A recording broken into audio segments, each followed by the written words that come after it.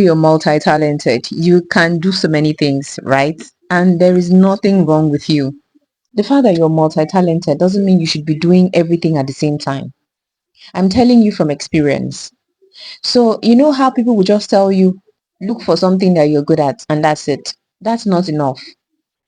If you're multi-talented, you find it very difficult to focus your attention on one thing because you see that you can literally do so many things. For example, I can teach, I can speak, I can write, and I can cook. I'm very good in these four things. There is no doubt about it. If you're to put me in a competition where I have to speak, teach, write, or cook, I will be among the top three. And so it was very difficult for me to decide which one is really for me. So when you find yourself being multi-talented, it becomes very difficult to decide which one should you focus on. So that's when you realize that using your talent as a yardstick alone to determine what your calling is an incomplete formula. You need more than just talent. Just because you're very good at something doesn't mean you will thrive at that thing. Because there are certain people who are very good at something, but they don't like doing that thing. When we talk about these things, I just remember my mom. My mom is extremely talented in cooking, in sewing, in making hair. And there was a time when she was growing up, she literally learned these three skills and she was very good at them. But it's only one that has gotten her this far. It's only one that she was able to focus on. It's only one that drives her, that energizes her. My mom is very passionate about cooking and she's been doing that for over 30 years. Everything I know about cooking, pastry and all of those things, I learned it from her. I didn't go to any culinary school. So many things I learned from my mom. My mom has stayed on the course for over 30 years. This skill has taken her outside Nigeria, has taken her far and wide. She's been able to train all her children with this skill. So this is a clear example of what passion is. And then there was a time I asked her, I said, Mommy, I know you've gone far with this cooking thing, but I feel that if you had focused on fashion, which you're also good at, you would have, made more money because there's money in fashion. You know what my mom told me? My mom said, I don't like it. It's not something I love. I'm not passionate about it. And I was like, ooh.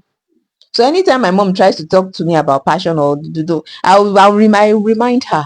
I'll tell her, Mommy, you you've been able to do this thing for over 30 years despite the challenges. Life has been tough, but this woman has kept on with this skill for over 30 years because it's her passion. I don't want to do any work that I have to drag myself to do, any work that I have to dread going to. It doesn't make any sense because 70% of your time in this life is going to be spent working. So if that work isn't something that energizes you, then I don't know how life will be for you. Because your work doesn't just stop at work. It affects your mental life, your well-being, how you manage stress, everything, even your spirituality is affected. So it's important for you to really care about what you do. So what am I trying to say in essence? Passion matters. Just looking at something that you're good at is not enough. You need to also look at what you're passionate about. And I know there's so many talks about, oh, passion doesn't matter, passion is blah, blah, blah, yada, yada, yada. The fact is, for those of us who discredit passion, we don't even know what passion truly is. And whenever we talk about passion, I always refer people to the passion of Christ. The word passion is a Greek word that means passio. It means to suffer for, something that you can endure, something that you're willing to suffer for. So being passionate about something isn't just something that excites you, it's something that calls you, something that a mission is like a mission, it's like something that you feel like if you don't do it, your life is incomplete, something that you're willing to suffer for. It's not about the money, it's not about the fame, the status. And sometimes people may not even understand why this thing, it's your passion. It matters to you. That's why. So passion is different from interest. Interest is just a feeling, excitement, you know. It comes and it goes. It's momentary. It can change with time, but your passion does not change. It's usually channeling you towards your purpose. My recommendation for you is this: if you're trying to really find your path, don't just focus on what you're good at. Also focus on what you're passionate about and make sure that they align to your purpose.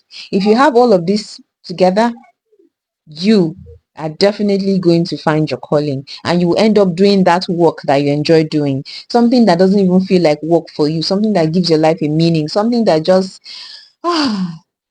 do you get what I'm trying to say?